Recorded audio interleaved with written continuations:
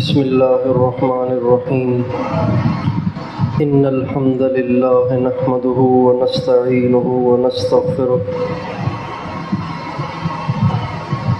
من يهده الله فلا مضل له ومن يضلل فلا هادي له وأشهد أن لا إله إلا الله وحده لا شريك له وأشهد أن سيدنا ونبينا وحبيبنا وشفيعنا وقرة أعيننا محمدا عبده ورسوله صلى الله تبارك وتعالى عليه وعلى آله وأصحابه وأزواجه وذريته وبارك وسلم تسليما كثيرا أما بعد فأعوذ بالله من الشيطان الرجيم بسم الله الرحمن الرحيم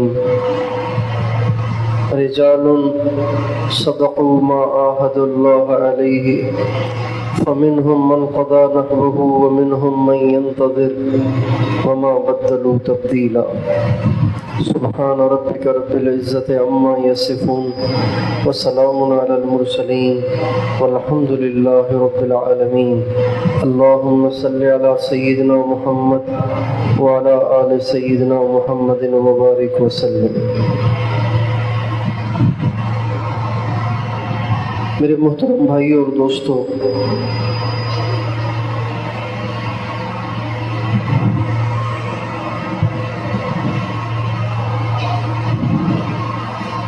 مسلمان کے لیے یہ دنیا آرام، لذت، عیش، عشرت اور راحت کی زندگی نہیں ہے، بلکہ مسلمان کے لیے تو یہ دنیا آزمائش ہے، امتحان ہے.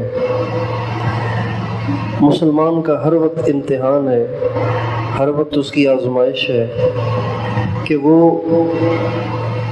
اپنی زندگی کا مقصد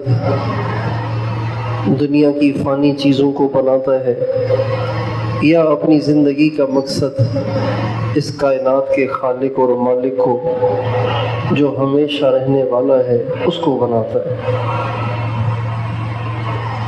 جو لوگ دنیا کو نہیں بناتے، ان کی نظروں میں دنیا کے ساز و سامان، دنیا کی چیزوں کی اہمیت نہیں ہوتی.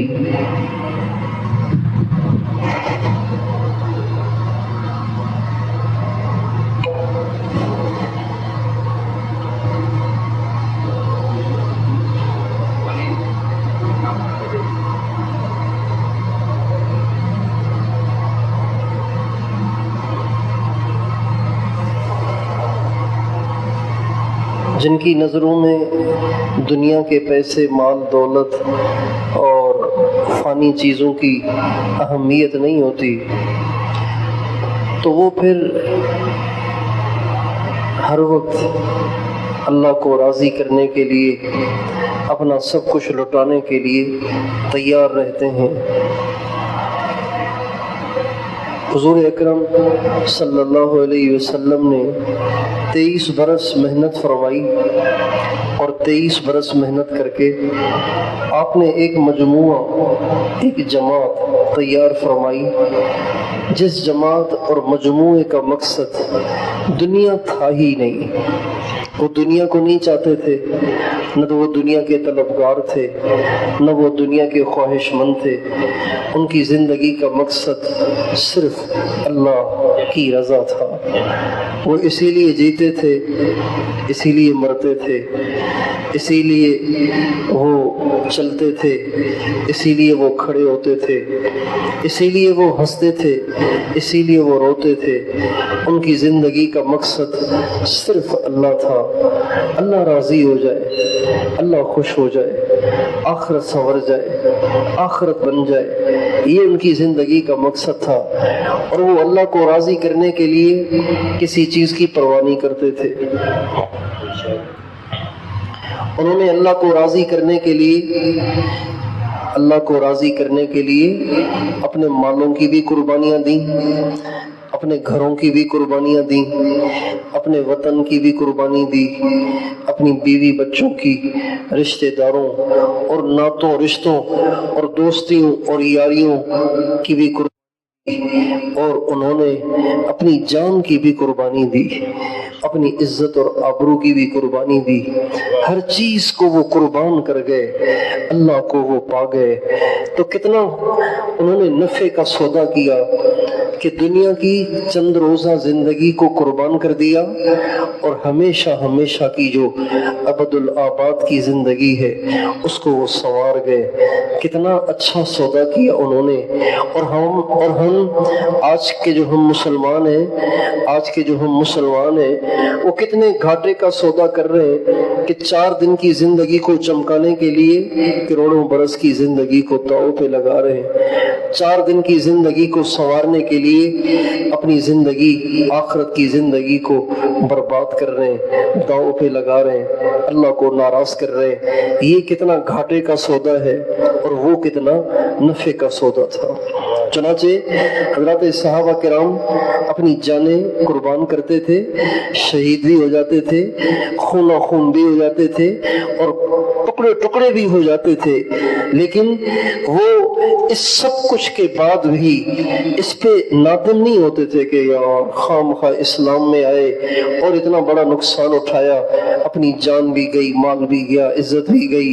کبھی انہوں نے اس پہ ندامت اور افسوس کا اظہار نہیں کیا، بلکہ وہ سب کچھ لگا کر بھی کہتے تھے جان دی ہوئی اسی کی تھی، حق تو یہ ہے کہ حق ادا نہ ہوا۔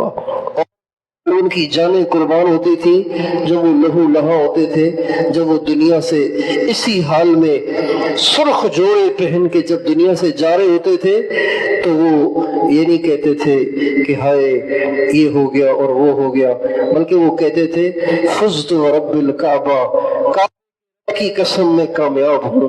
کوئی کہتے تھے فزت واللہ، اللہ کی قسم میں کامیاب ہوں۔ کوئی کہتے تھے الیوم القی الاحبہ محمدا وحزبہ، جان گئی تو کیا ہوا، آج ہی جا کے حضور سے ملاقات ہوگی اور حضور کی جماعت سے ملاقات ہوگی۔ یہ ہمارے نبی نے ایک مجموعہ تیار کیا کہ جس مجموعے نے دنیا کی طرف دیکھا بھی نہیں اور دنیا کو اپنی زندگی کا مقصد نہیں بنایا، بس ان کی زندگی کا مقصد صرف یہ تھا کہ اللہ راضی ہو جائے، اللہ راضی ہو جائے۔ وہ تھوڑا دے کے راضی ہو جائے تو بھی کرنا ہے، وہ سب کچھ دے کر راضی ہو جائے تو بھی کرنا ہے۔ اللہ کو راضی کرنا ان کی زندگی کا مقصد تھا۔ ہر مسلمان سے اللہ تعالیٰ کا یہی مطالبہ ہے کہ ہر مسلمان اپنی زندگی کا مقصد پیسے کو نہ بنائے، مال کو نہ بنائے، گاڑی کوٹھی بنگلے کو نہ بنائے، عہدے اور شہرت کو نہ بنائے، بلکہ ہر مسلمان کی زندگی کا مقصد صرف یہ ہونا چاہیے کہ اللہ راضی ہو جائے۔ مسلمان کی زندگی کا مقصد کیا ہونا چاہیے بتائیے؟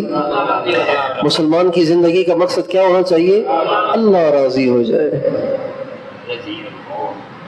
اللہ راضی ہو جائے۔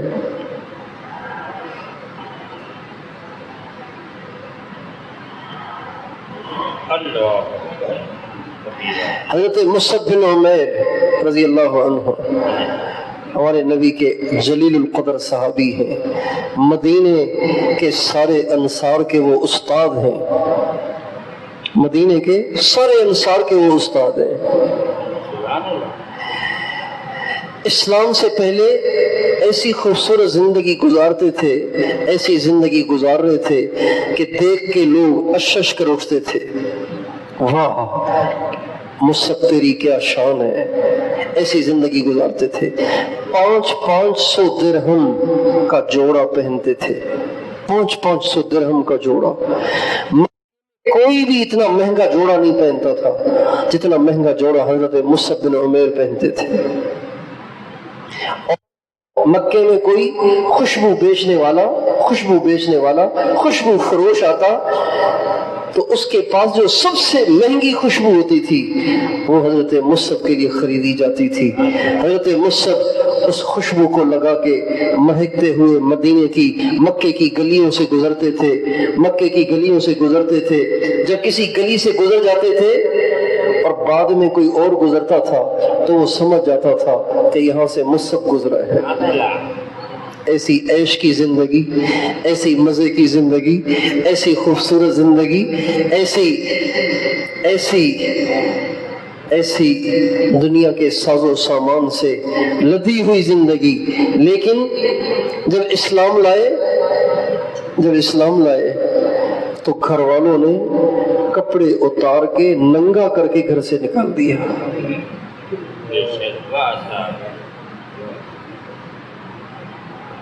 ننگا کر کے نکال دیا۔ جب نکلے نا، ننگے ہو کر نکل رہے تھے، ننگے ہو کر نکل رہے تھے تو ماں کو رحم آ گیا،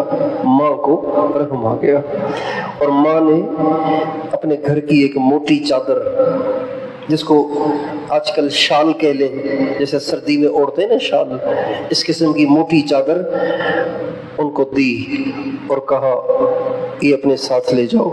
چنانچہ اس چادر کے 2 ٹکڑے کیے، ایک ٹکڑے کو احرام کی طرح اوپر اوڑھ لیا اور ایک ٹکڑے سے لنگی باندھ لی، اپنے جسم کو چھپایا اور واپس نہیں لوٹے، سیدھے حضور کی خدمت میں پہنچے۔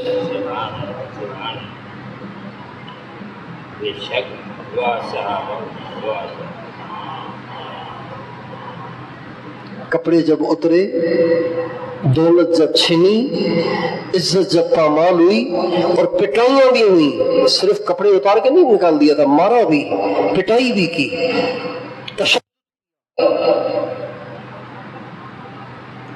اور مجبور کیا کہ وہ کلمہ چھوڑ دیں۔ لیکن مصعب تو کوئی پہاڑ تھے، مارنے والے تھک گئے، تشدد کرنے والے تھک گئے، لیکن مصعب ہٹنے کا نام ہی نہ لیں۔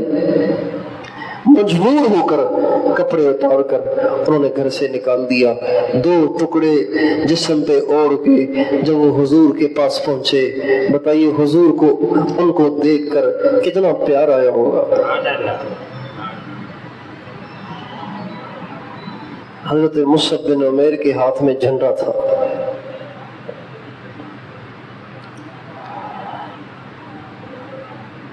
جب فتح شکست سے تبدیل ہوئی، مسلمان بھاگ رہے تھے اور کفار چڑھے چلے آ رہے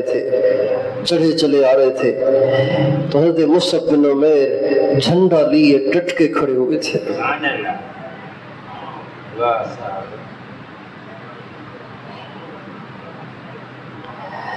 کافروں نے دیکھا، اچھا جھنڈے کا لہرا جانا یہ دلیل ہوتی تھی فتح کی، جھنڈے کا گر جانا یہ دلیل ہوتی تھی شکست کی۔ اس لیے جھنڈا جس کو دیا جاتا تھا اس کو اس کا پابند کیا جاتا تھا، جھنڈا نہیں گرنا چاہیے۔ اگر تمہارا جھنڈا گر جائے گا تو ہماری فوج کے حوصلے ٹوٹ جائیں گے اور وہ سمجھے گی کہ ہم ہار گئے، لہذا وہ بھاگنا شروع کر دیں گے۔ لہذا جھنڈا بردار کہتے ہیں نا، حضرت عباس علم بردار کیوں کہتے ہیں؟ حضرت امام حسین کے لشکر میں جو جھنڈا تھا وہ حضرت عباس کے ہاتھ میں تھا۔ امام حسین کے جو بھائی تھے حضرت عباس، ان کے ہاتھ میں جھنڈا تھا۔ غزوہ احد میں جھنڈا حضرت مصعب بن عمیر کے ہاتھ میں تھا۔ جب مسلمان بھاگنا شروع ہوئے اور شہید ہونا شروع ہوئے اور حضور اکرم صلی اللہ علیہ وسلم زخمی ہو گئے اور نگاہوں سے اوجھ، تو حضرت مصعب بن عمیر کے ہاتھ میں کافر نے جھنڈا دیکھا، آگے بڑھ کر زور سے تلوار ماری اور دایاں بازو جس میں جھنڈا تھا اس کو کاٹ دیا۔ دایاں بازو جس میں جھنڈا تھا اس بازو کو ہی کاٹ دیا تاکہ جھنڈا گر جائے اور مسلمانوں کے حوصلے مزید پست ہوں اور ان کے حوصلے ٹوٹے کہ ہم شکست کھا گئے۔ حضرت مصعب بن عمیر کے عزم پہ قربان بازو کٹ گیا، بجائے اپنے خون کو بجائے زخم کی مرہم پٹی کرنے کے، بجائے ہائے ہائے کرنے کے، انہوں نے بائیں بازو میں، بائیں ہاتھ میں جھنڈے کو پکڑ لیا۔ بایاں بازو بھی کاٹ دیا، بایاں بازو بھی کاٹ دیا تاکہ جھنڈا گر جائے۔ حضرت مصعب بن عمیر نے دونوں کٹے بازوؤں کے بچے ہوئے حصوں جھنڈے کو اوپر اٹھایا۔ ایسا عزم دنیا میں کسی قوم میں نہیں دیکھا گیا، ایسی دلیری دنیا کی کسی جماعت میں نہیں دیکھی گئی۔ اللہ کے نام پہ مر مٹنا، اللہ کے نام پہ سب کچھ لٹا، ایسا کسی دوسری جماعت میں نہیں دیکھا گیا۔ لیکن ان کم بختوں نے حضرت مصعب بن عمیر کے پیٹ اور کمر پہ تلوار ماری تو جسم ہی دو ٹکڑے ہو گیا، جسم کے 4 ٹکڑے ہو گئے، لیکن جھنڈا نہیں گرنے دیا۔ حضور اکرم صلی اللہ علیہ وسلم جب جنگ کے ختم ہونے کے بعد خود بھی بہت زخمی تھے، حضرت اماں فاطمہ نے، حضرت علی نے آپ کے زخموں سے بہنے والے مبارک خون کو روکنے کی کوشش کی اور ایک چٹائی کو جلا کے اس کی راکھ کے ذریعے سے خون کو روکا۔ حضرت علی نے پانی بھر کر آپ کے زخم دھلائے، حضرت فاطمہ رضی اللہ عنہا نے آپ کے زخموں کو راکھ سے بھر کے خون کو روکا۔ جب آپ کو کچھ ہمت ہوئی تو آپ نکلے شہیدوں کی خیر خبر لینے کے لیے کہ مسلمانوں میں سے کون کون شہید ہوئے۔ چنانچہ ڈھونڈتے ڈھونڈتے پھرتے پھرتے جب آپ کا گزر حضرت مصعب بن عمیر کے پاس ہوا تو وہ اسی طرح بے گور و کفن پڑے ہوئے تھے، ان کے جسم کے 4 ٹکڑے پڑے ہوئے تھے اور ان کے جسم سے کپڑے بھی ہٹے ہوئے تھے، صرف ان کا سطر چھپا ہوا تھا۔ نبی کریم صلی اللہ علیہ وسلم جب حضرت مصعب بن عمیر کے پاس سے گزرے تو آپ کھڑے ہو گئے اور آپ رونے لگے اور آپ حضرت مصعب کو مخاطب کر کے فرمانے لگے، میرے مصعب مجھے تیرا وہ زمانہ بھی یاد ہے جب تو 200 درہم کا جوڑا پہن کے مکے کی گلیوں میں گھومتا تھا اور دنیا تجھے دیکھ کے دنگ رہ جاتی تھی، اور مکے کی سب سے مہنگی خوشبوئیں تو لگا کے گلیوں کو مہکاتا پھرتا تھا۔ آج میں دیکھ رہا ہوں تیرے جسم کے 2 ٹکڑے ہو گئے، آج میں دیکھ رہا ہوں کہ تیرے پاس کفن کے لیے کپڑا بھی نہیں ہے۔ یہ کہہ کر حضور اکرم صلی اللہ علیہ وسلم رو رہے تھے۔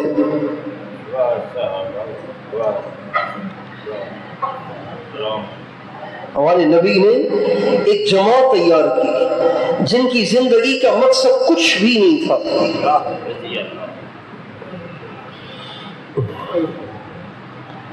مال پیسے کی ان کی نگاہوں میں ویلیو نہیں تھی، اور اس کی گواہی خود اللہ دیتے ہیں۔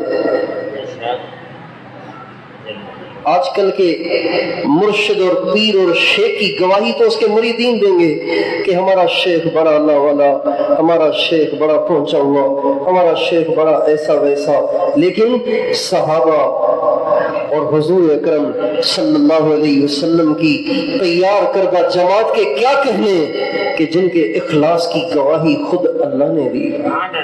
تراہم رکعا سجدا یبتغون فضلا من اللہ ورضوانا، اللہ تعالیٰ فرماتے ہیں میں اس بات ہوں کہ یہ میرے سوا کچھ نہیں چاہتے، میں اس بات کا گواہ ہوں کہ میرے سوا کچھ نہیں چاہتے۔ گویا وہ جماعت ان اشعار کا پورا مصداق تھی، کوئی کچھ مانگتا ہے، میں تجھ سے تجھی کو خدا مانگتا ہوں۔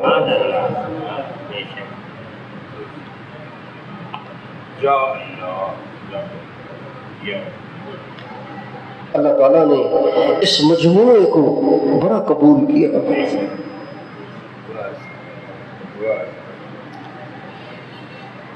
اللہ، اسلام اللہ پہ جان دینے والوں کی تاریخ سے بھرا پڑا ہے۔ اسلام کی تو ساری تاریخ ہی عشاق کی قربانیوں سے بھری ہوئی ہے۔ اسلام میں اسلام کی تاریخ اگر پڑھی جائے تو اسلام کی تاریخ میں عیش اور عشرتیں نہیں ہیں، اسلام کی تاریخ میں فنکشن اور تقریبات اور خوشیاں اور میلے نہیں ہیں، بلکہ اسلام کی تاریخ تو خون سے رنگین ہے، اسلام کی تاریخ تو جان نثاروں کی قربانیوں سے مزین ہے، اسلام کی تاریخ تو شہیدوں کی قربانیوں سے بھری پڑی ہے۔ اور عجیب بات یہ ہے کہ ہم مسلمان ہیں، ہمارا جو اسلامی سال ہے نا، اسلامی سال، کم قسمتی ہے کہ آج امت مسلمہ اسلامی کیلنڈر بھی بھول گئی ہے، اسلامی سال بھی بھول گئی ہے، اسلامی مہینے بھی بھول گئی ہے۔ آپ کسی بھی چھوٹے بچے 10-12 سال کے بچے کو کھڑا کر کے پوچھیں گے نا کہ بیٹا سال کے مہینے بتاؤ، وہ کہے گا جنوری، فروری، مارچ، اپریل، مئی، جون، جولائی، اگست، ستمبر، اکتوبر، نومبر، دسمبر۔ چلو جی بھئی ہمارا جو سال ہے وہ بتاؤ نا، تو اس کو پتہ ہی نہیں کہ بڑوں کو نہیں آتا۔ شاید آپ جتنا مجمع بیٹھے ہیں، اگر آپ سے بھی پوچھوں تو شاید آپ میں سے بھی 80% کو یہ مہینے نہ آتے ہوں جو اسلامی مہینے ہیں، اسلامی شعار ہیں، اسلامی مہینے اسلامی شعار ہیں، اسلامی سال اسلامی شعار، یہ اسلام کی پہچان ہے۔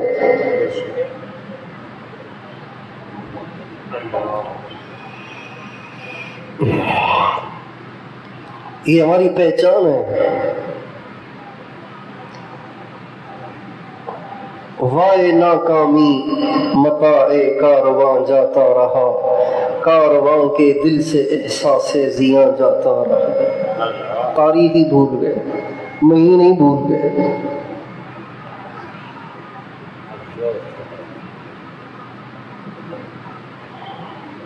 ہر قوم کا الگ کیلنڈر ہوتا ہے، ہر قوم کا الگ کیلنڈر ہوتا ہے۔ ہندوؤں کا کیلنڈر الگ ہے،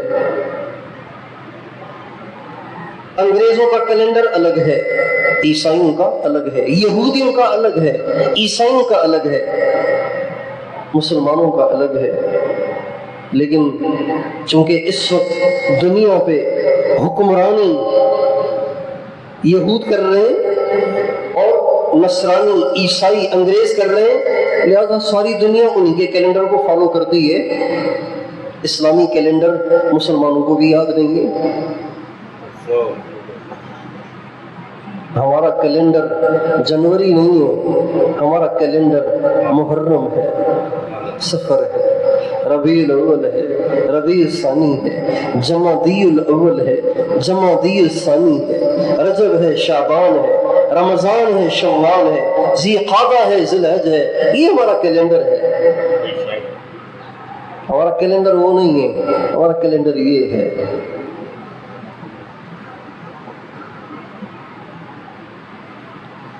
اور ہمیشہ جب سے دنیا بنی ہے نا، جب سے دنیا بنی ہے تب سے ہر قوم نے اپنے کسی اہم واقعے کو بنیاد بنا کے وہاں سے اپنے سال اور وہاں سے اپنے کیلنڈر کو شروع کیا ہے۔ جب حضرت آدم علیہ السلام جنت سے زمین پہ اتارے گئے تو آدم علیہ السلام سے لے کر نوح علیہ السلام کی بعثت تک جو لوگ تھے نا، وہ اپنا کیلنڈر حضرت آدم علیہ السلام کے زمین پر اتارے جانے سے شمار کرتے تھے۔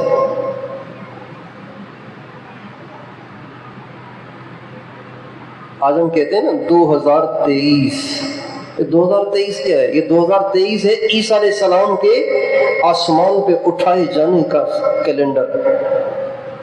چونکہ عیسیٰ علیہ السلام کو اٹھا لیا گیا تو اس کے بعد سے لے کے اب تک 2023 سال ہو گئے۔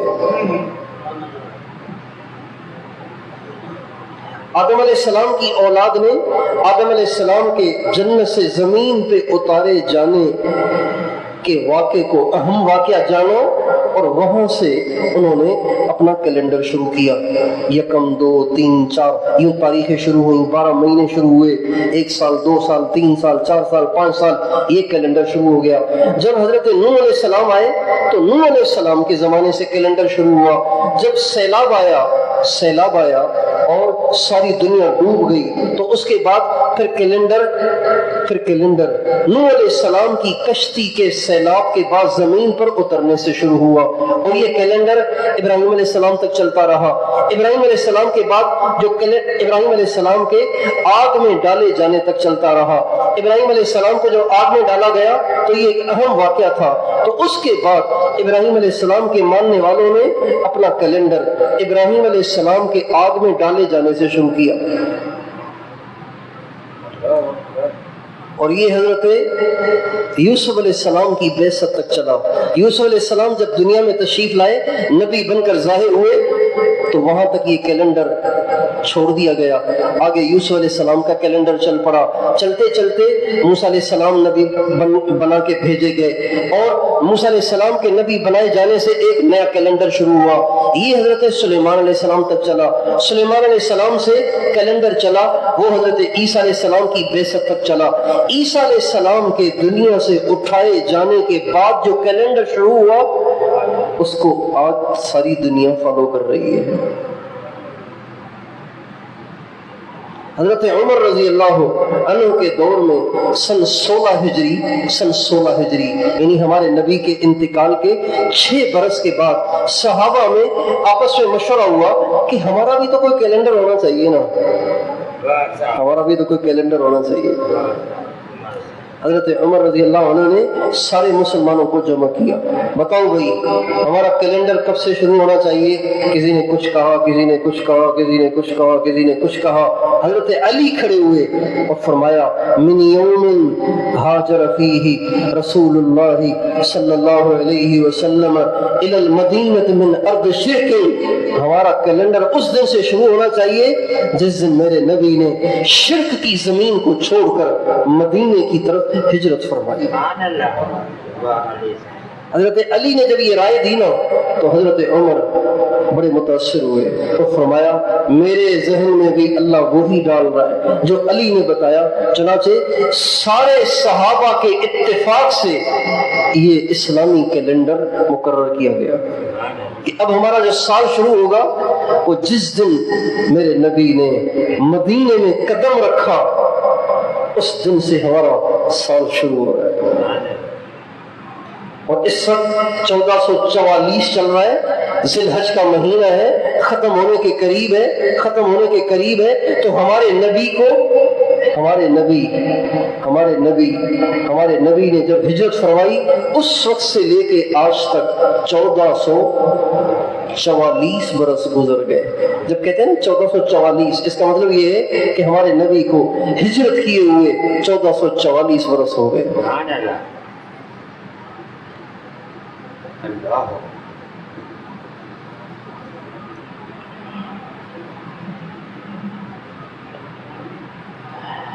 آپ علیہ السلام کی پیدائش سے اسلامی کیلنڈر مقرر نہیں کیا گیا، اس لیے کہ آپ علیہ السلام کی پیدائش کی تاریخوں میں اختلاف تھا۔ کچھ کہتے تھے 9 کو، کچھ کہتے تھے 8 کو، کچھ کہتے تھے 12 ربیع الاول کو، تو اختلاف تھا، تو کیسے کیلنڈر مقرر کیا جائے؟ اور آپ علیہ السلام کی وفات سے بھی مقرر نہیں کیا گیا، اس لیے کہ وفات تو ایک صدمہ ہے جس نے امت کے جگر کو چیر کے رکھ دیا۔ جب کبھی بھی سال آئے گا تو امت کے دل کو صدمہ پہنچے گا کہ یہ وہ تاریخ ہے کہ جس میں ہمارے نبی کا انتقال ہوا۔ لہذا صحابہ نے اجماع کے ساتھ مسلمانوں کا جو کیلنڈر مقرر کیا وہ ہجرت سے، اور حضرت عمر فرماتے ہجرت کو ہم نے اس لیے بھی ترجیح دی کہ ہجرت نے حق اور باطل میں تفریق کر دی۔ ابھی ہمارا کیلنڈر ہے، ہمارے بچوں کو یاد ہی نہیں، جوانوں کو بھی یاد نہیں۔ ہمیں چاہیے کہ ہم اپنے کیلنڈر کو فالو کریں۔ ٹھیک ہے، اس کو بھی استعمال کرنا حرام نہیں، ناجائز نہیں ہے، لیکن اپنے کو تو نہ بھولیں نا، ہم اپنے کیلنڈر کو تو نہ بھولیں ہم۔ بھائی یہ کون سا سن چل رہا ہے کہ جی 2023؟ اچھا 2023 کیا مطلب؟ دنیا بنی ہی 2023 سال پہلے ہے کیا؟ اس سے پہلے دنیا نہیں تھی؟ کیا مطلب؟ تو بتانے والے بتائیں گے کہ یہ اصل میں عیسیٰ علیہ السلام کے ساتھ تعلق ہے اس تاریخ کا.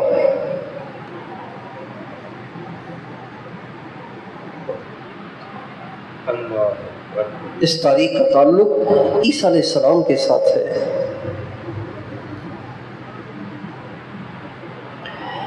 ہم سے کوئی پوچھے ہم نہیں بتا سکتے بھائی کون سا سال چل رہا ہے، تو کوئی بتائے گا 1444. اچھا کیا مطلب اس سے پہلے دنیا نہیں تھی کیا؟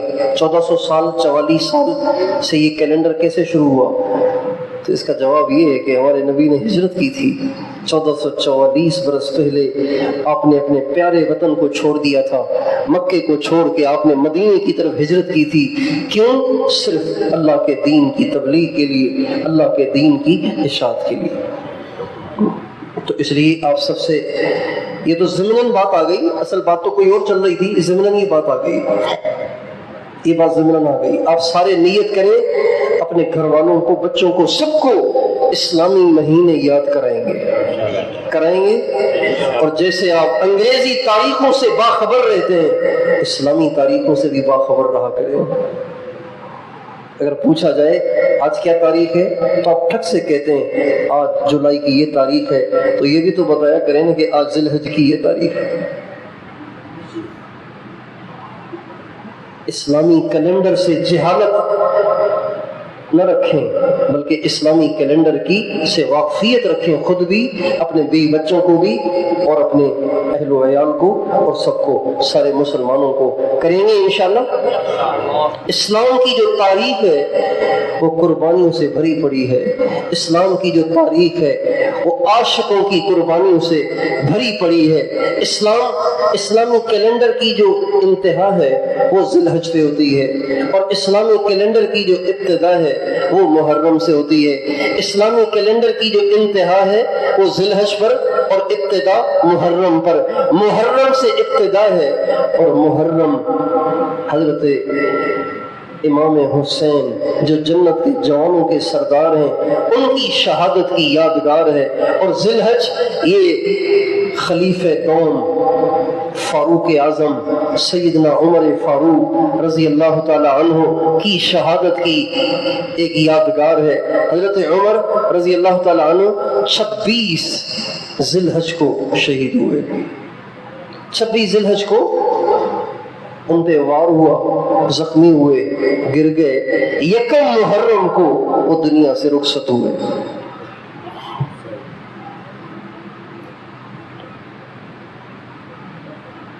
اور یہ اسلام کے لیے بہت بڑا سانحہ تھا، بہت بڑا سانحہ تھا.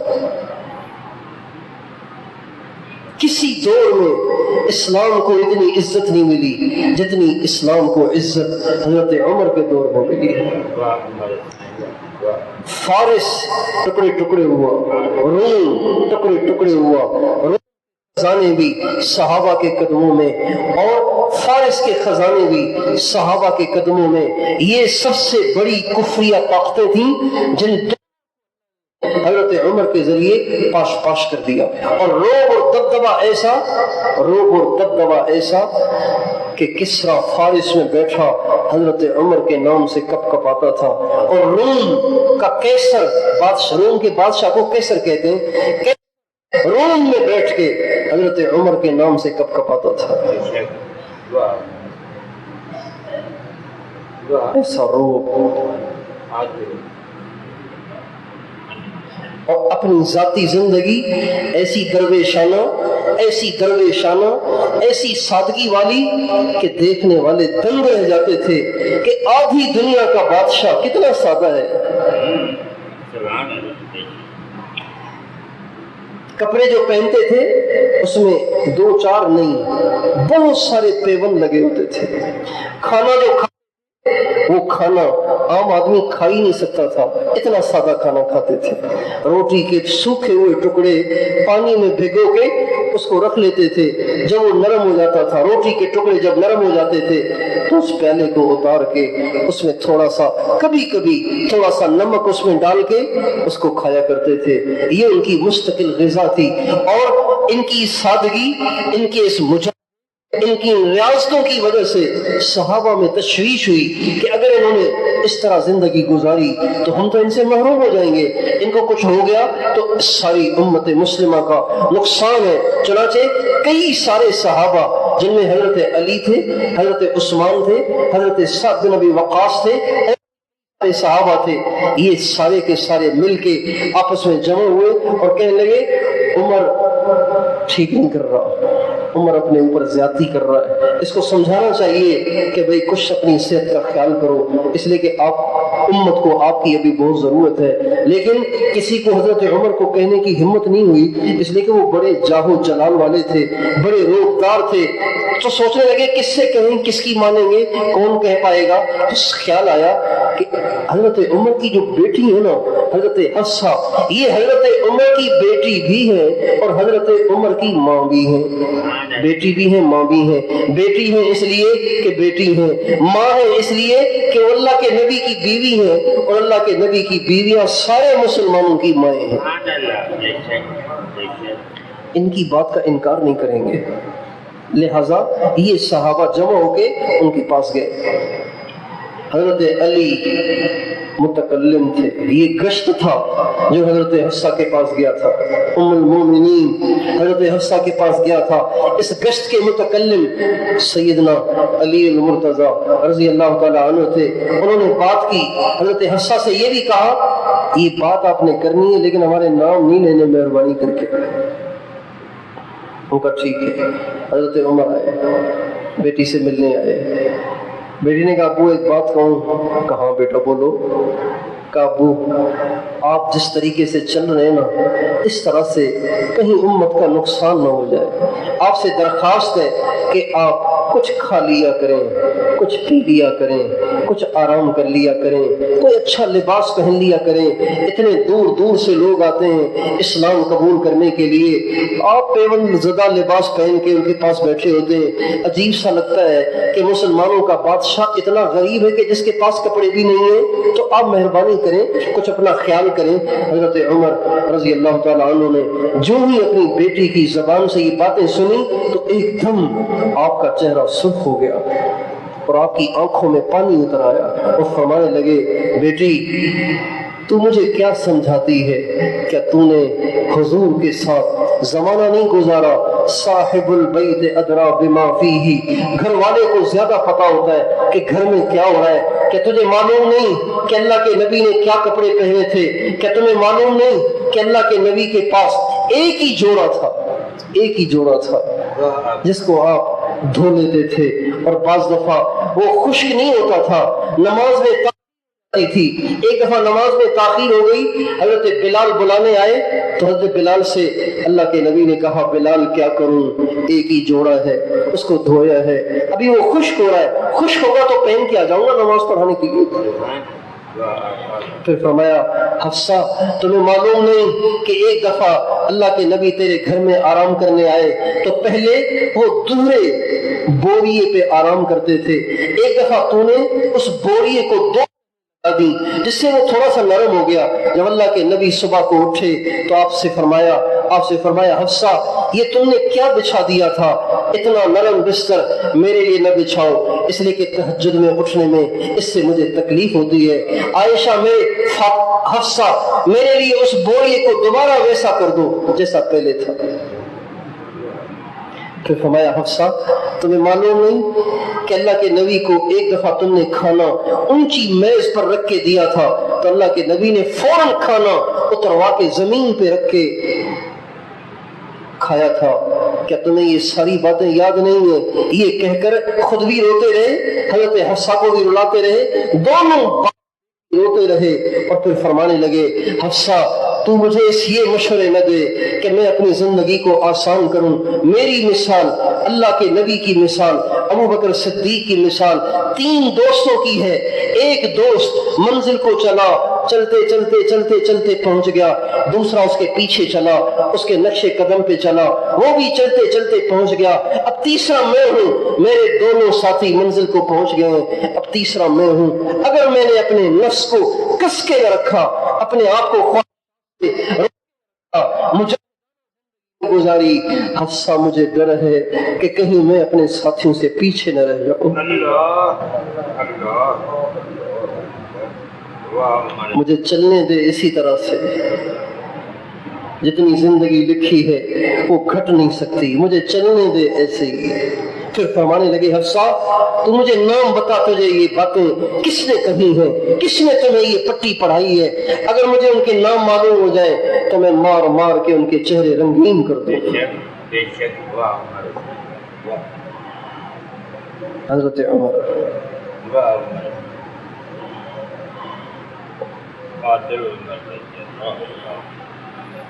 اللہ، یہ وہ لوگ تھے جو دنیا نہیں چاہتے تھے، آخرت چاہتے تھے۔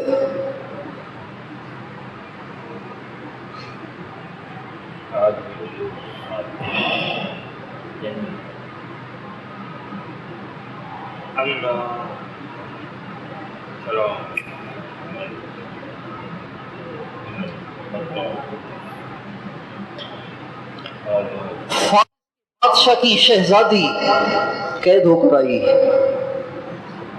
فارس کے بادشاہ کی شہزادی قید ہو کر آئی تو حضرت عمر کے بیٹے عبداللہ نے کہا ابو بادشاہ کی بیٹی ہے، آپ بھی بادشاہ ہیں، میں شادی کر لوں اس سے؟ فرمایا نہیں، یہ شہزادی ہے، اس کی شادی شہزادے سے ہوگی۔ کہا وہ کون ہے؟ کہا وہ امام حسین ہے۔ شہزادی شہزادے کے ساتھ زیادہ اچھی لگے گی، اور یہی وہ شہزادی تھی جن سے حضرت امام حسین کو اللہ تعالیٰ نے حضرت امام زین العابدین بیٹا دیا۔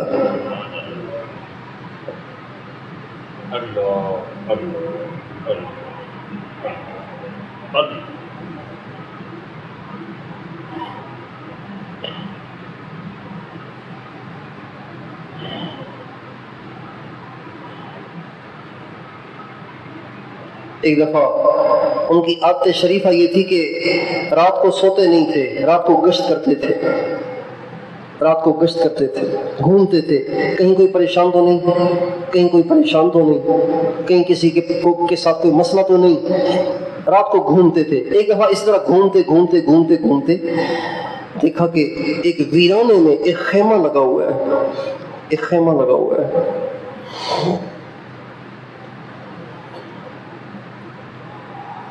وہاں پہ ایک شخص بیٹھا ہوا ہے، آگ جل رہی ہے۔ حضرت عمر قریب چلے گئے، اس سے پوچھا کیا بات ہے، آپ کون ہیں؟ کہا بس مسافر ہوں، اس لیے یہاں کے خیمہ ڈال لیا ہے، مسافر ہوں۔ تو اندر سے ہائے ہائے کراہنے کی آواز آ رہی تھی، ہائے ہائے کی آواز آ رہی تھی، ایسے جیسے کسی کو درد ہو رہا ہو۔ حضرت عمر نے پوچھا یہ اندر سے آواز کیوں آ رہی ہے؟ کہا میری بیوی ہے، اس کو درد ذہ ہو رہا ہے، حمل وضع حمل کا وقت ہے، ولادت کا وقت ہے، اس کو درد ہو رہا ہے۔ تو حضرت عمر نے پوچھا پھر ولادت کون کرائے گا؟ کوئی اندر ہے، کوئی دائی وائی ہے اندر، کوئی عورت ہے اندر جو ولادت کروائے گا؟ عورت تو کوئی نہیں ہے، اکیلی ہے، میں مسافر ہوں، میرے ساتھ کون ہوگا؟ حضرت عمر اسی وقت بھاگے اپنے گھر، سیدھے اپنی زوجہ مطہرہ، پتہ ہے وہ کون تھی؟ پتہ ہے وہ کون تھی؟ وہ حضرت علی المرتضیٰ اور حضرت فاطمہ الزہرا خاتون جنت کی بیٹی حضرت ام کلثوم تھی۔ یہ حضرت عمر کی بیوی تھی، حضرت عمر حضرت علی کے داماد تھے۔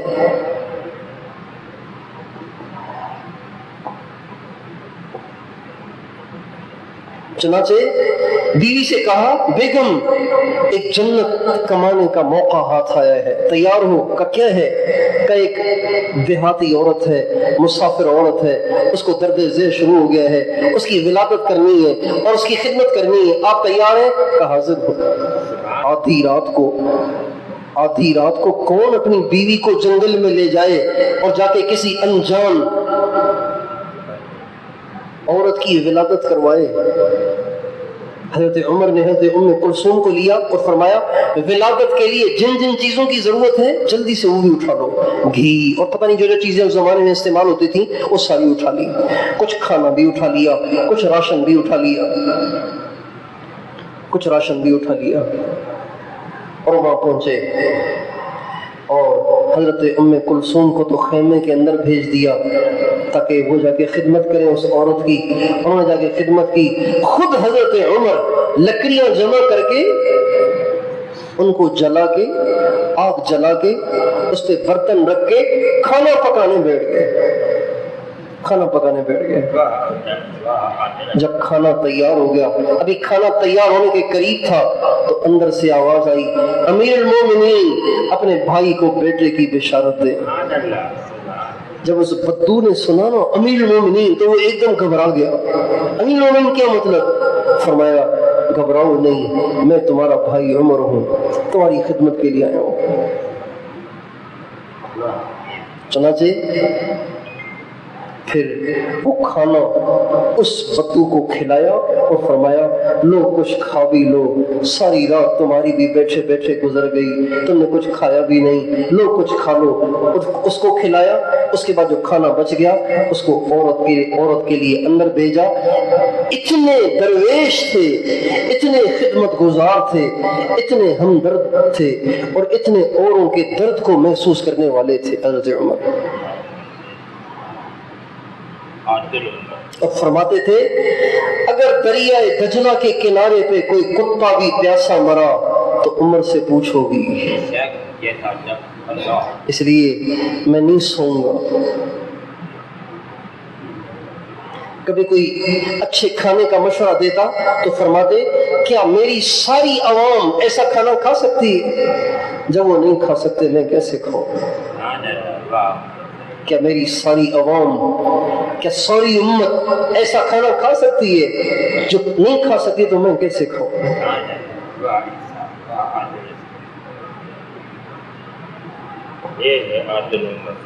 اللہ اس عدل کو دوبارہ زندہ فرمائے، کہو آمین۔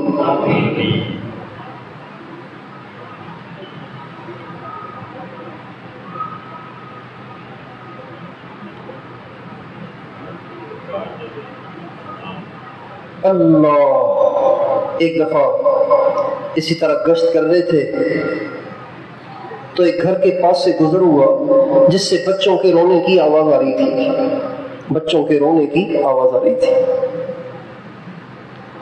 تو اس دروازے پہ کھڑے ہو گئے اور آواز دی کوئی ہے؟ تو دیکھا ایک بڑھیا بیٹھی، ایک عورت بیٹھی ہے، بڑھیا بیٹھی ہے اور آگ جل رہی ہے، آگ کے اوپر دیگچی رکھی ہوئی ہے اور وہ عورت پاس بیٹھی ہوئی ہے۔ تو آپ نے پوچھا یہ بچے اتنے زور زور سے کیوں رو رہے ہیں؟ کہ بھوک سے رو رہے ہیں، بھوک سے رو رہے ہیں، گھر میں کچھ کھانے کے لیے نہیں ہے۔ کہیں گے اچھا کھانے کے لیے کچھ نہیں ہے؟ جب تعجب کا اظہار کیا تو وہ عورت کہنے لگی کل قیامت کے دن اللہ پوچھے گا عمر سے کہ اس عورت کے بچے بھوک سے کیوں رو رہے تھے، اللہ پوچھے گا عمر سے۔ حضرت عمر رونے لگے اور فرمانے لگے اللہ کی بندی، عمر کو کیا خبر کہ تیرے پہ یہ حال آیا ہوا ہے، آخر تو بتائے گی تو عمر کو پتا چلے گا، عمر عالم الغیب تو نہیں ہے۔ یہ کہہ کر بھاگے اور جلدی سے راشن کا ایک پورا بورا بھر لیا، راشن کا پورا بورا بھر لیا۔ حضرت اسلم جو آپ کے غلام تھے، خدمت گزار تھے، وہ ساتھ تھے۔ جب وہ بورا بھر چکا تو حضرت عمر اسلم سے فرمایا، اسلم جوان تھے، حضرت عمر بوڑھے تھے، حضرت عمر بوڑھے تھے، عمر 60 سے اوپر تھی، 70 کے قریب تھی۔ جب بورا سارا راشن کا تو حضرت عمر اسلم سے فرمانے لگے اسلم اسے اٹھا کے میری کمر پہ رکھو۔ اسلم نے کہا امیر المومنین، آپ امیر المومنین، آپ بوڑھے آدمی، کمزور آدمی، اس کو میں اٹھاتا ہوں نا، کس لیے ہوتے ہیں؟ فرمایا نہیں اسلم، اس کو میرے کندھے پہ رکھو، اس لیے کہ قیامت کے دن بھی مجھے اپنا بوجھ خود اٹھانا ہے۔ چنانچہ اس بوڑے کو کندھے پہ اٹھایا اور آ کے وہاں اس بڑھیا کے گھر میں بیٹھ گئے اور راشن اس کے حوالے کیا. اس میں سے تھوڑا سا راشن نکالا, اس کو دیگچی میں ڈالا, اس کو پکانا شروع کیا. لکڑیاں جو تھیں نا وہ گیلی تھیں, ٹھنڈی تھیں, گیلی تھیں. اس میں آگ نہیں لگ رہی تھی. آگ لگاتے تھے بجھ جاتی تھی, پھر لگاتے تھے پھر بجھ جاتی تھی, پھر لگاتے تھے پھر بجھ جاتی تھی. تو حضرت اسلم کہتے ہیں جب بجھنے لگتی تھی تو حضرت عمر پھونکے مار مار کے اس آگ کو جلا رہے تھے, اور ان پھونکوں کے مارنے سے دھواں نکل رہا تھا. میں حضرت عمر کی گھنی داڑھی میں سے دھوئیں کو گزرتے ہوئے اور ان کی آنکھوں سے آنسو بہتے ہوئے دیکھ رہا تھا. آنکھوں سے پانی بہ رہا ہے اور داڑھی سے, گھنی داڑھی سے دھواں گزر رہا ہے, اور حضرت عمر پھونکے مار مار کے آگ جلا رہے ہیں. چنانچہ کھانا تیار ہو گیا. جب کھانا تیار ہوا تو حضرت عمر نے وہ کھانا اس عورت کو پیش کیا کہ آپ بھی کھائیں, بچوں کو بھی کھلائیں. عورت بھی کھانے لگی, بچے بھی کھانے لگے. حضرت عمر بیٹھ گئے, وہیں بیٹھ گئے.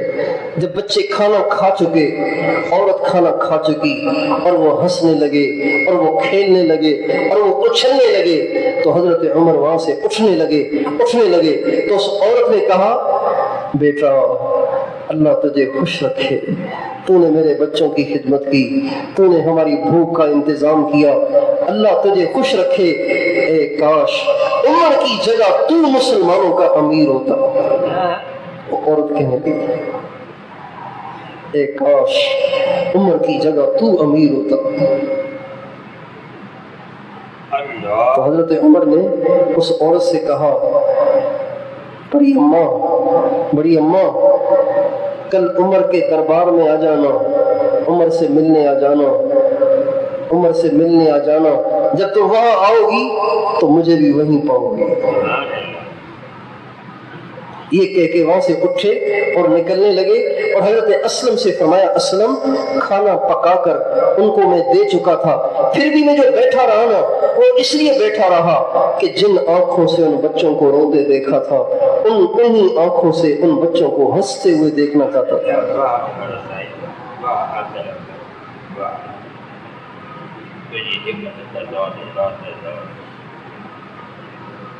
ایسی محتاط زندگی, ایسی تقوی والی زندگی, ایسی اللہ کے خوف والی زندگی, اتنی احتیاط اور دیانت, لیکن جب دنیا سے جانے کا وقت آیا تو رو رہے تھے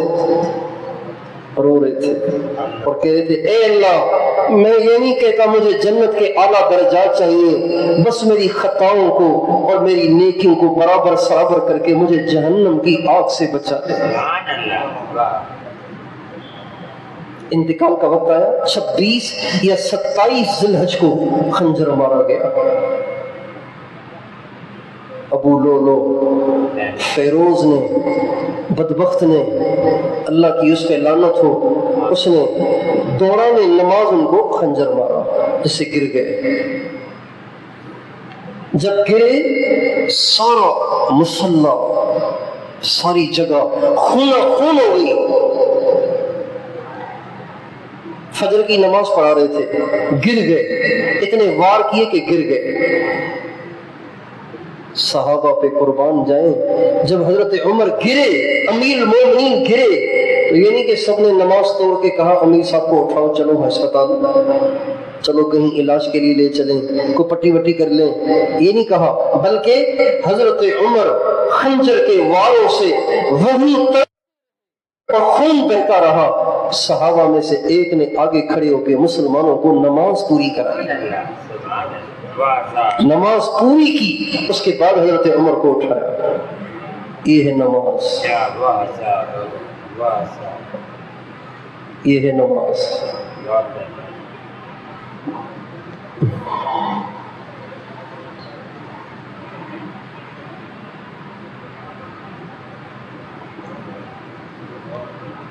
گھر لے جائے گئے, بے ہوش رہتے تھے, خون زیادہ نکل گیا تھا, بے ہوش رہتے تھے. ایک صحابی غالباً حضرت سعد بن ابی وقاص یا کوئی اور ملنے آئے تو دیکھا بے ہوش ہے. حضرت عبداللہ بن عمر سے پوچھا کیا حال ہے, کہا بس بے ہوش ہے. کہ نماز کا بے ہوش ہے؟ کہ نہیں، عمر اتنا کمزور نہیں ہے کہ نماز کے وقت بھی بے ہوش رہے، عمر اتنا کمزور نہیں ہے کہ نماز کے وقت بھی بے ہوش رہے۔ چنانچہ عبداللہ بن عمر نے صرف کان کے پاس کھڑے ہو کر ایک دفعہ کہا الصلاۃ، امیر المومنین نماز، بے ہوش تھے، بے ہوشی میں سے آنکھیں کھولی اور فرمایا ہاں ہاں لا سہم فی الاسلام لمن لا صلاۃ لہ، جو نماز نہ پڑھے اسلام سے اس کا کوئی واسطہ نہیں۔ اور نماز پڑھی پھر بے ہوش ہو گئے، پھر نماز کا وقت آتا پھر کہا جاتا الصلاۃ، نماز، پھر ہوش میں آ جاتے پھر بے ہوش ہو جاتے۔ ہوتے ہوتے یکم محرم الحرام کو حضرت عمر آخر شہید ہوئے۔ آخری جب وقت تھا تو رو رہے تھے۔ حضرت علی المرتضیٰ رضی اللہ تعالیٰ عنہ اپنے بیٹے امام حسن بن علی رضی اللہ عنہما کو لے کر ان کی عیادت کے لیے حاضر ہوئے۔ دیکھا کہ حضرت عمر جیسا جامرد آدمی رو رہا ہے تو حضرت علی نے کہا عمر موت سے گھبرا گئے ہو کیا، موت سے ڈر گئے ہو کیا؟ آپ جیسا آدمی روئے اچھا نہیں لگ رہا۔ تو حضرت عمر نے کہا ابو الحسن موت کے خوف سے نہیں رو رہا، موت کے بعد جو حساب اس سے ڈر کے رو رہا ہوں، موت کے بعد جو حساب کتاب ہے اس سے ڈر کے رو رہا ہوں۔ تو حضرت علی نے حضرت عمر سے کہا عمر رو نہیں، میں نے اپنے ان کانوں سے اللہ کو یہ کہتے ہوئے سنا ہے سیدہ کہول اہل الجنت ابو بکر و عمر، جنت کے ادھر کے لوگوں کے سردار ابو بکر اور عمر ہوں گے۔ تو تجھے تو اللہ کے نبی نے جنت کا سردار بتایا ہے، آپ رو رہے۔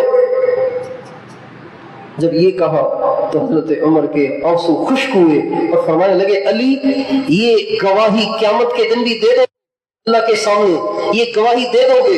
حضرت علی نے اپنے بیٹے امام حسن کے کندھے پہ ہاتھ رکھ کے فرمایا صرف میں نہیں دوں گا، میرا یہ بیٹا حسن بھی قیامت کے دن یہ گواہی دے گا کہ آپ کے بارے میں حضور نے ادھیڑ عمر کے لوگوں کی سرداری کی بشارت دی تھی۔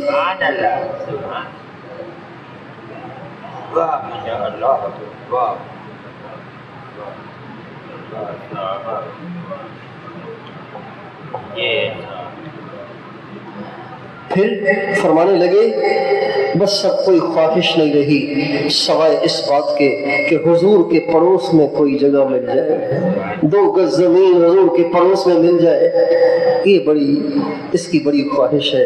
اپنے بیٹے سے فرمایا کہ بیٹا تم اماں عائشہ کے پاس جاؤ، چونکہ وہ جو جہاں ہمارے نبی کی قبر ہے وہ اماں عائشہ کا گھر تھا، وہ قبرستان نہیں تھا، وہ تو گھر تھا، اماں عائشہ کی ملکیت تھی، اماں عائشہ کا گھر تھا، چھوٹا سا تھا، اتنا چھوٹا تھا کہ اس میں قبریں بن ہی سکتی ہیں 3، چوتھی قبر بنی نہیں سکتی۔ تو اماں عائشہ رضی اللہ عنہا کے پاس حضرت عبداللہ بن عمر آئے اور کہا اماں جان میرا جو باپ ہے نا اس نے مجھے بھیجا ہے۔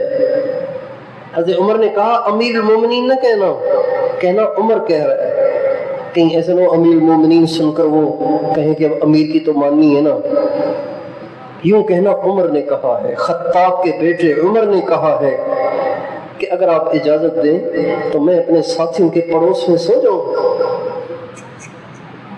حضرت اماں عائشہ رونے لگیں اور فرمانے لگیں یہ میرا گھر تھا، میری خواہش تو یہی تھی کہ ایک طرف میرا خاوند ہوتا، ایک طرف میرا باپ ہوتا اور ان کے ساتھ میں دفن ہو جاتی، لیکن عمر اس کا مستحق ہے کہ اس کو انکار نہ کیا جائے اور اس کو یہاں دفن کیا جائے۔ چنانچہ حضرت اماں عائشہ فرمانے لگیں عمر سے کہو کہ میری طرف سے اجازت ہے۔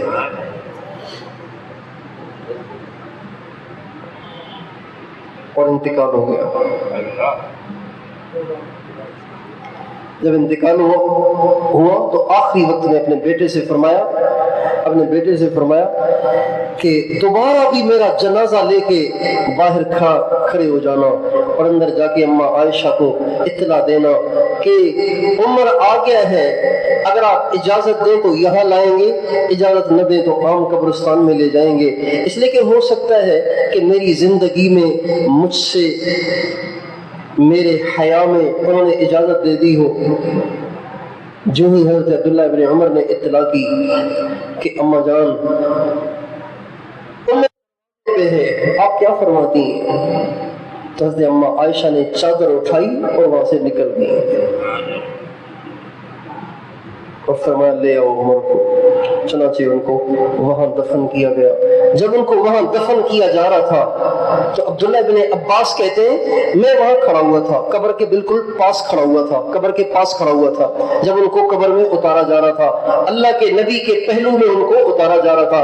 عبداللہ بن عباس کہتے ہیں میں وہاں کھڑا ہوا تھا تو میں نے پیچھے سے رونے کی آواز سنی کہ کوئی رو رہا ہے، میرے کندھے پہ ہاتھ ہے اور وہ رو رہا ہے اور وہ کہہ رہا ہے مجھے پہلے ہی پتا تھا کہ تو نے یہاں دفن ہونا ہے، اس لیے کہ میں نے اللہ کے نبی سے اتنی دفعہ یہ بات سنی ہے کہ جس کی میں گنتی بھی نہیں کر سکتا کہ اللہ کے نبی نے آپ کے نام کو، ابو بکر کے نام کو اپنے نام کے ساتھ ملایا اور آپ نے فرمایا دخلت انا و ابو بکر و عمر و خرجت انا و ابو بکر و عمر و ذهبت انا و ابو بکر و عمر، میں اور ابو بکر و عمر داخل ہوئے، میں اور ابو بکر و عمر باہر نکلے، میں اور ابو بکر و عمر گئے۔ اتنی دفعہ میں نے اللہ کے نبی کو آپ کا اور ابو بکر کا نام اپنے ساتھ ملاتے سنا ہے کہ مجھے اس وقت یقین ہو گیا تھا کہ ان کی قبریں بھی ساتھی بنیں گی۔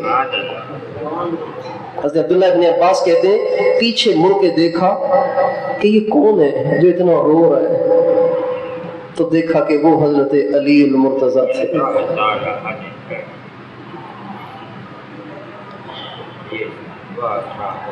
یہاں پہ ہمارے اسلامی کیلنڈر کا سال ختم ہوتا ہے۔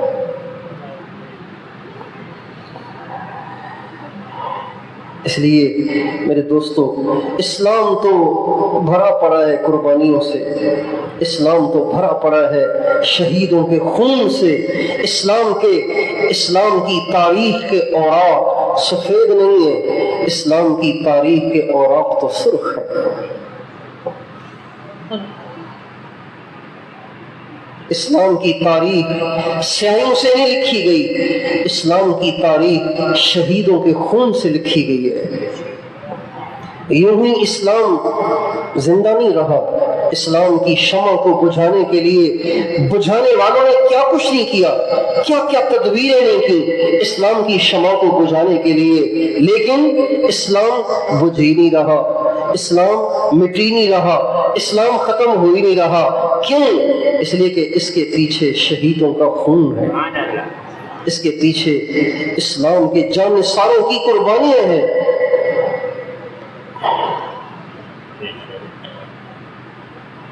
جس دین کو اتنی قربانیوں کے ساتھ زندہ کیا گیا ہو، آج وہ دین اگر مسلمانوں ہی کے ہاتھوں ذبح ہوتا رہے اور مٹتا رہے اور پامال ہوتا رہے تو یہ مسلمانوں کی کم قسمتی ہوگی اور قیامت کے دن شرمندگی کا باعث ہوگا۔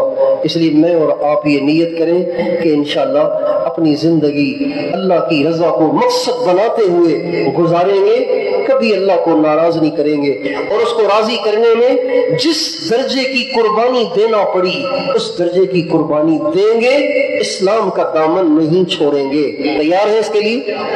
تیار ہیں اس کے لیے؟ اللہ تعالیٰ مجھے اور آپ کو عمل کرنے کی توفیق عطا فرمائے۔